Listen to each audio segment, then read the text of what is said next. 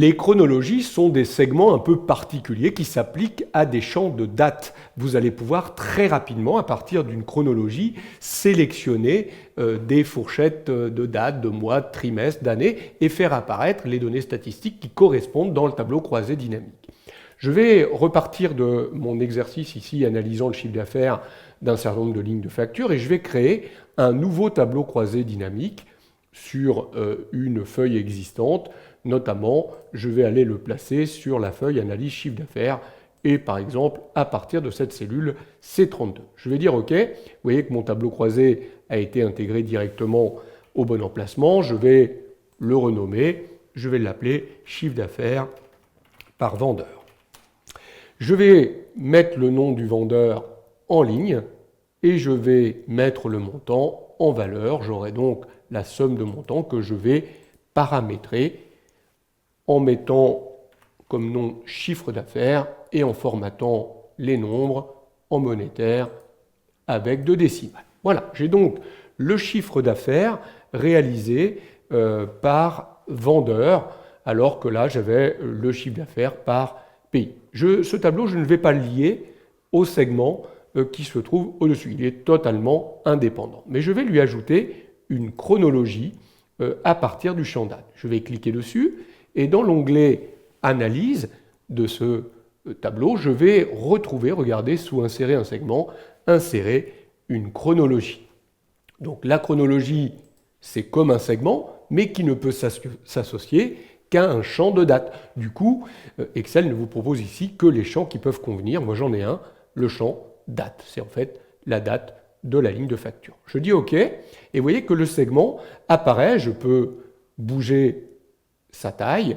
Je retrouve, comme pour les segments, un onglet contextuel qui va me permettre de changer la légende, le format lié là encore à mes thèmes. Je pourrais créer mon propre format et les différents éléments, hauteur, largeur, etc. qu'on avait vu précédemment pour les segments. Alors regardez comment fonctionne un segment chronologique. Dans la partie supérieure droite ici, je peux sélectionner des années, des trimestres, des mois, des jours. Donc si je dis année, il va me présenter toutes les années qu'il y a dans ma source de données. Alors ici, pas de chance, j'en ai qu'une, 2016, donc je ne peux pas filtrer sur les années. Mais vous voyez l'intérêt, si vous étiez parti sur un tableau qui comportait plusieurs années, vous pourriez sélectionner que les années que vous souhaitez faire apparaître d'un point de vue statistique dans votre tableau croisé. C'est la même chose pour les trimestres. Si vous avez plusieurs trimestres, vous allez pouvoir sélectionner qu'un seul trimestre ou 2 trimestres. Vous voyez, on fait glisser simplement le petit élément ici. Donc si je fais ça, je n'aurai que les trimestres 1 et 2 de l'année 2016. Alors moi ici, même topo, je n'ai qu'un seul trimestre. Je n'ai que des ventes au trimestre 1. Donc du coup, que vous sélectionnez 1, 2, 3, 4, ça ne change pas grand-chose sur le tableau. Par contre, moi, ce qui va m'intéresser ici, c'est les mois. Parce que là, j'ai des ventes sur plusieurs mois, notamment les mois de janvier, de février et de mars. Donc regardez, si je viens là et que je fais glisser sur janvier, je n'ai que les ventes de janvier. Mais si je fais glisser sur janvier et février, j'ai bien les ventes de janvier et de février. Si je reprends mon petit curseur ici pour le ramener, je n'ai que celle de février. Et ici, j'ai celle de février-mars.